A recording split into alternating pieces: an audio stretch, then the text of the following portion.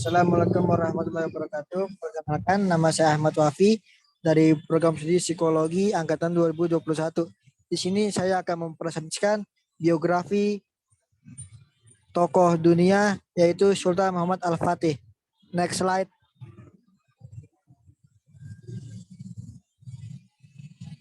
Muhammad Al-Fatih lahir pada 30 Maret 1432 di Edirne, ibu kota Utsmaniyah kala itu. Dia merupakan anak dari Sultan Murad II dan Huma Hatun. Sultan Murad II memiliki perhatian yang besar terhadap pendidikan anaknya. Ia menempa buah hatinya agar kelak menjadi seorang pemimpin yang baik dan tangguh. Perhatian tersebut terlihat dari Muhammad Al-Fatih kecil yang telah menyelesaikan hafalan Al-Quran 30 juz, mempelajari hadis-hadis, memahami ilmu fikih, belajar matematika, ilmu falak, dan strategi perang. Next slide.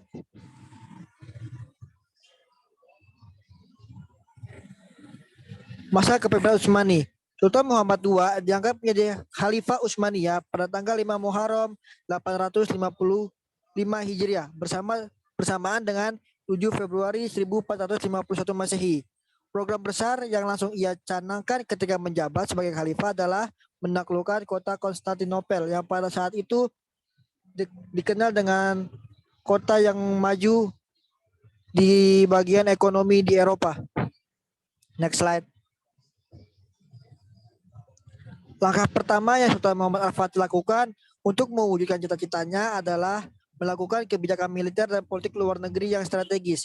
Ia memperbarui perjanjian dan kesepakatan yang telah terjalin dengan negara-negara tetangga dan sekutu-sekutu militernya. Sultan Muhammad II juga menyiapkan lebih dari 4 juta prajurit yang akan mengepung Konstantinopel dari darat.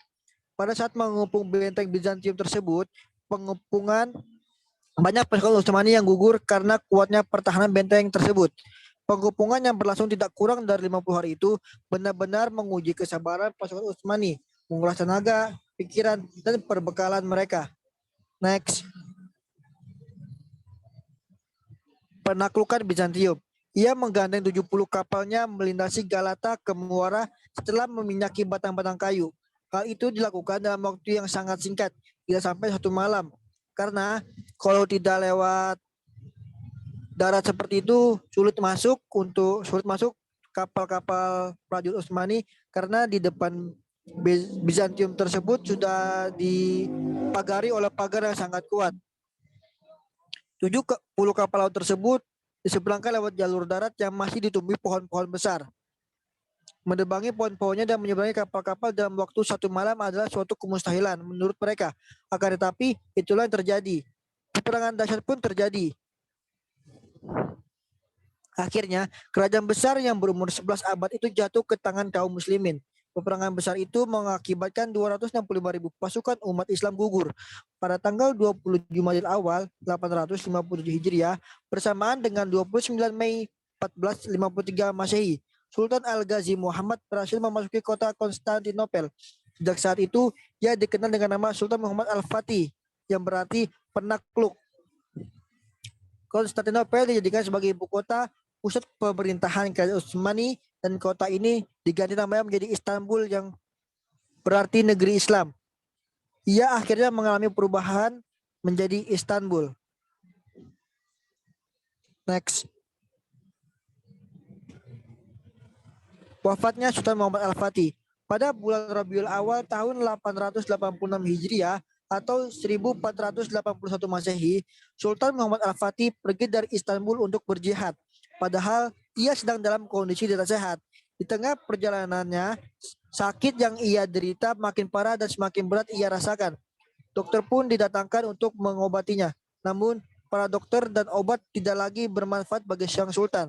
Ia pun wafat di tengah pasukannya pada hari Kamis tanggal 4 Rabiul Awal 886 Hijriah atau 3 Mei 1481 Masehi. Saat itu Sultan Muhammad Al-Fatih berusia 52 tahun dan memerintah selama 31 tahun. Next. Sebelum wafat, Sultan Muhammad Al-Fatih mempunyai wasiat kepada putra dan penerus tahtanya, yaitu agar senantiasa dekat dengan para ulama, berbuat adil, tidak tertipu dengan harta, dan benar-benar menjaga agama baik untuk pribadi, masyarakat, maupun kerajaan. Next. Teladan yang baik dan patut dicontoh dari Sultan Muhammad Al-Fatih menurut saya. Yang pertama itu kebijaksanaan, kewibawaan, keberanian, ketegasan, kesopanan, kecerdasan, selalu mengutamakan hal lain sebelum dirinya, sikap adil, dan kepatuhan. Next. Sekian presentasi dari saya, kurang lebihnya mohon maaf. Wabillahi taufiq wal hidayah. Wassalamualaikum warahmatullahi wabarakatuh.